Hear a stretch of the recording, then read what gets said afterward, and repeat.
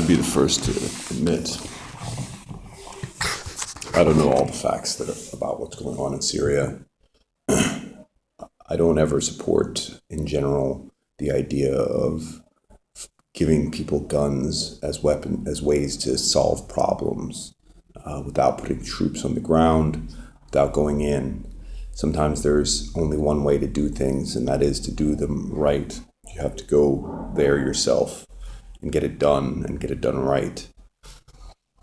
But I don't know all the facts, so I'm not going to necessarily second guess the president on that particular one in Syria. But the whole way that this is progressing seems childish.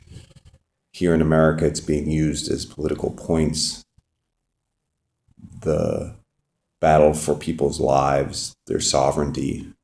Not exactly sure how we can always be involved in the sovereign decisions of other countries, but in my brief research on Syria and the Syrian conflict, on Assad and the history of Syria in recent times, apparently Syria was in a state of emergency for more than 40 years. His father was, so it's, genetically passed down from father to son. I don't know that that's, there can be goods and bads to that, I believe.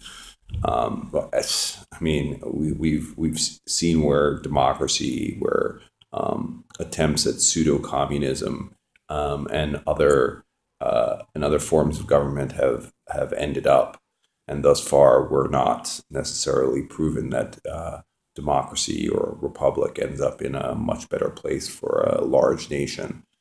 However, this guy was very clearly shooting protesters, people who decide that, enough was enough. They wanted to ask for more. And that wasn't good enough.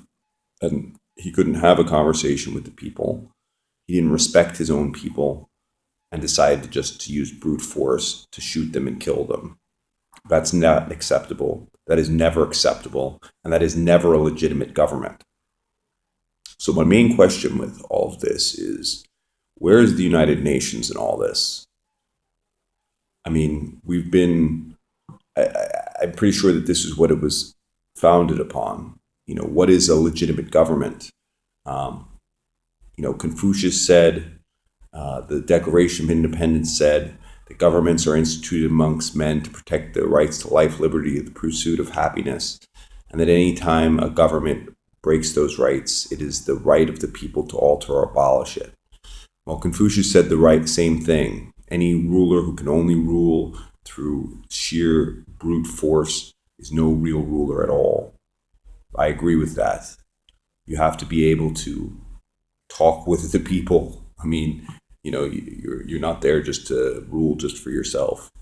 And, you're supposed to put down the violence. That's what being a leader is.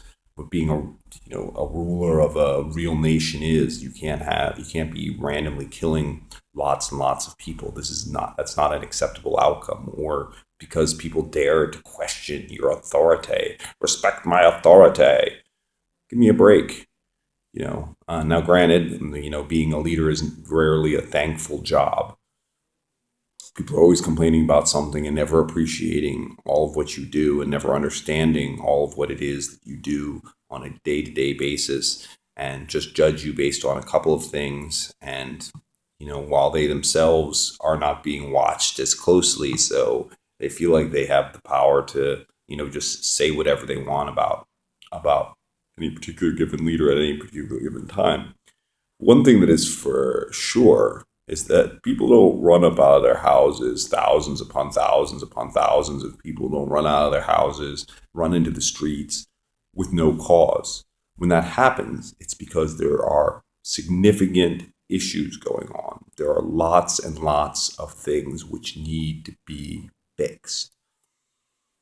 I'd say anytime you have protests over a few thousand people, there's something wrong, because people they go about their lives. They're worried about their own things. They're not worried about the overall functioning of the government. They'll complain, they'll whine, they won't pay attention. they're not usually jumping out of their houses for these kinds of things. And I feel like the whole way that this is being dealt with in terms of the United Nations, like why hasn't a decision been made? Why can't the Supreme Council or whatever, Russia and China and the United States have a real conversation about what Assad's doing, match it up to some performance criterion like bombing your own people, not acceptable, and you're not normally a recognized sovereign government once you start to do that as a civil. And then you have a force which is, you don't want to get involved in lots of civil wars, but you want to stop it before it gets to the point of being a full-on civil war. You say that you can't shoot your people. You say that you bring in the United Nations. You bring in an international force to settle things down. Say, hey, nobody's shooting anybody. Nobody is shooting anybody. And you come in with the biggest army in the world and you say, look, nobody's shooting anybody. We're not going to tell any citizens what they can and cannot do. But just it's free speech here. This is an all free speech zone. And, have meetings, self-determine whatever you decide to be. You decide you want to be a monarchy, you decide you want to be, a republic, whatever, go for it. But this kind of thing, nah, you can't just be bombing countries from the skies and hoping that everything works out. Like, you don't bomb your way into peace. You can't bomb your way into peace. It is impossible to bomb your way into peace. So, what I would do if I were president is to send over a real force, to collect a whole slew of forces from the other rest of the UN and say that we'll go there with the agenda of creating self-determination, allowing the Syrian people to decide what they're going to do next. I don't think at this point they can go back to square one to just being Assad there. I mean, now they've been embroiled in a civil war for 5 years. It's kind of too late. There's millions of people who are, running out of the country. So there needs to be a transition period, and there needs to be a new leader. You can't, after you kill the first few thousand of your own people, nobody's ever going to feel the same about it again. So there needs to be a transition. What the transition is going to be, I don't know, but I know it's not going to happen without people on the ground, people in the country. I'd be willing to go myself. I'll go down to unit and train. And what I think the ultimate goal to do, and the way that you could do it in such a way that the people would respond, is just say, look, we're going to go there. We're going to have troops there, but we're not looking to shoot anybody. But anybody who picks up a gun gets shot, first in the leg and then second time through the brain. End of story.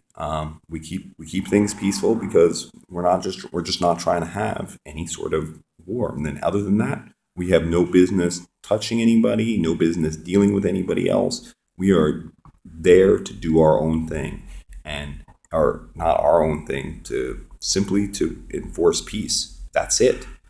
However else you want to be self-determined, and what we'll do is we'll put on, because it's a war-torn country.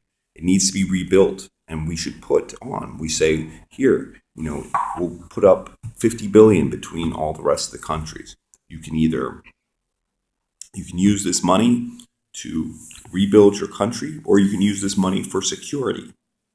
Either way, we will pay people in those countries to rebuild their countries. The only thing that we ask is that we be able to, bring in, our own people who will also receive some of those contracts. And, we might retrain some of our own prisoners from here.